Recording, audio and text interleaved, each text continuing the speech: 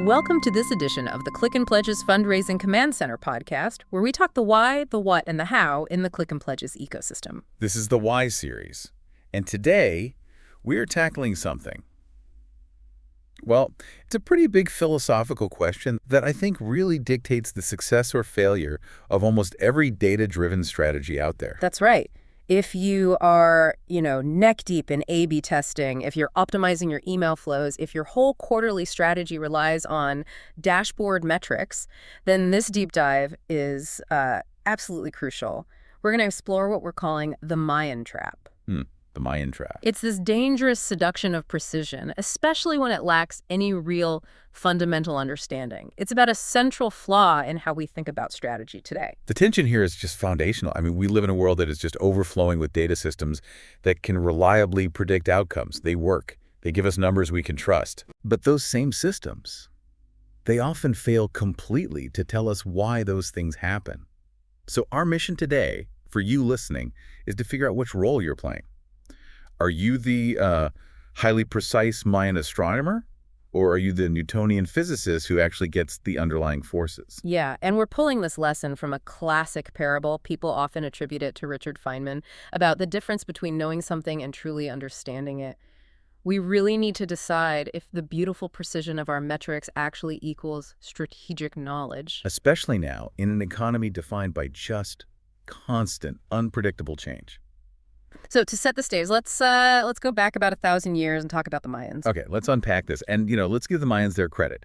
Their scientific and mathematical achievements were just astonishing. They were absolute masters of arithmetic. Oh. Their entire astronomical system, the schedules for eclipses, the positions of the planets, it was all built purely on these massive, complex calculations. Huh. Think of it like the ultimate pre-computer big data project.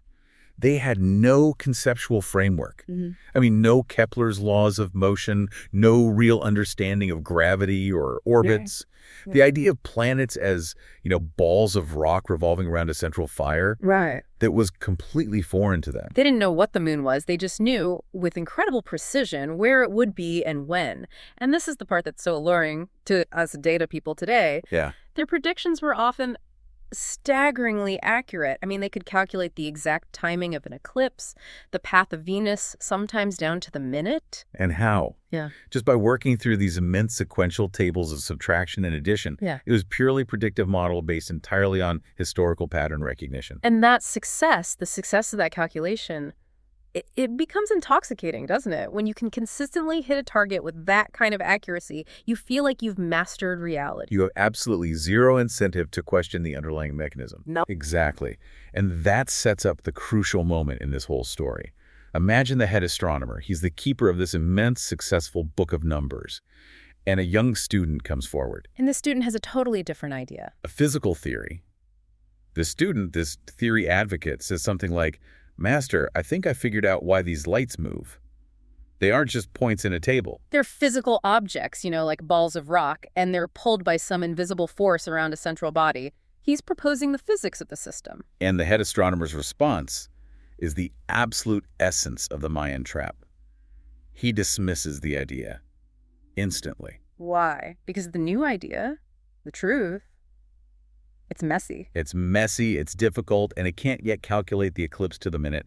The new theory is vague and unproven, while the existing tables deliver guaranteed high-precision results right now. So the astronomer says your idea is useless. It's unproven. We have a system that is accurate to the second. Why risk our entire operation on your clumsy, untested theory of forces? You'd never do it. From a management perspective, you just don't replace a high-performing system with some vague promise of truth. But that decision leads to this catastrophic philosophical error. Yes. The Mayan system was highly predictive. It gave perfect answers to known questions as long as the environment was stable.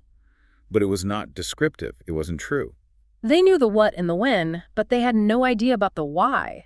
And the consequences of missing that why, they're profound. That lack of descriptive truth creates absolute crippling strategic fragility. The whole system works only as long as the inputs in the environment never, ever change. Right. The moment the Mayans needed to innovate to apply their knowledge to something new, let's say they suddenly needed to navigate a ship long distance or, fly a spaceship to the moon. Their whole system would be useless. Totally useless. They knew the schedule. but they knew nothing about planetary motion, gravity, propulsion. Their precision locked them into one narrow strategic lane. Security in the present, but zero optionality for the future. Which brings us directly to today. We see this exact dynamic playing out everywhere, especially when massive data sets drive operations. Our CRMs, our analytics suites, these are our modern, gigantic books of numbers. And as the data advocate here, I have to defend the system. It works. I mean, we run A/B tests on subject lines, we optimize send times, we segment donors by wealth scores. We have these sequences that can reliably predict a 2% return on a Tuesday morning email. That's measurable, bankable precision. If I can forecast quarterly revenue based on rules I've derived from millions of data points, why should I care about some nebulous qualitative idea like donor psychology? My job is to execute the known sequence. And that is the perfect embodiment of the Mayan strategy. You are maximizing a local maximum.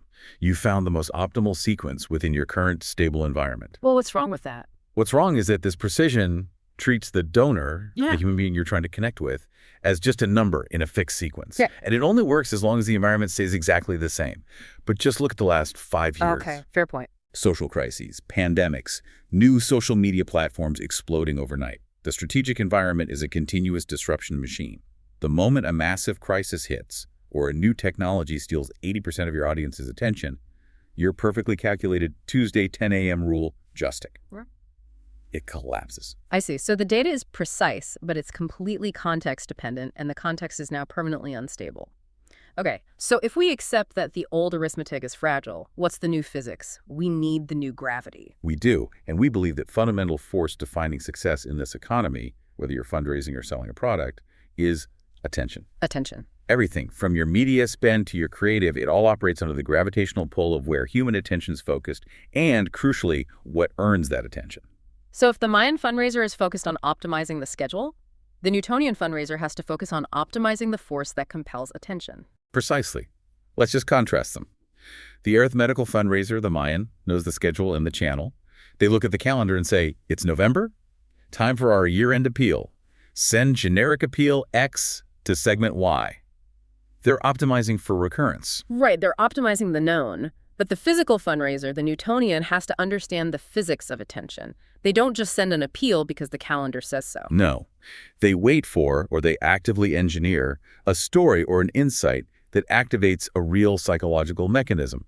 Something like a feeling of agency, or maybe constructive outrage, or intense belonging. So they're trying to create an emotional trigger that forces the donor's attention onto their message to override all the other noise. They're optimizing for resonance, not recurrence.